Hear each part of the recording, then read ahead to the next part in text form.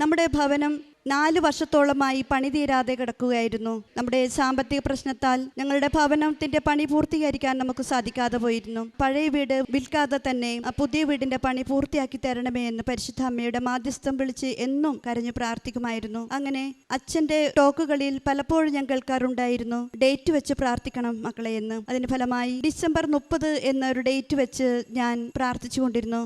അങ്ങനെ ഇരിക്കെ ഇവിടെ നിന്ന് കിട്ടിയ വെഞ്ചിരിച്ച ഉപ്പും തൈലവും തൊട്ട് വീടിൻ്റെ കട്ടിലപ്പടിയിൽ തേക്കുകയും ഉപ്പ് വീടിൻ്റെ 4 മൂലകളിലും ഇട്ട് വിശ്വാസ പ്രമാണം ചൊല്ലി പലപ്പോഴായി പ്രാർത്ഥിച്ചിരുന്നു. ഇങ്ങനെ ഇരിക്കെ ഒരു ദിവസം പ്രാർത്ഥനയിൽ മാതാവിൻ്റെ ഒരു രൂപം ഞങ്ങളുടെ പുതിയ വീടിൻ്റെ വരാന്തയിൽ ജ്വലിച്ചു നിൽക്കുന്നതായി ഞാൻ കണ്ടു.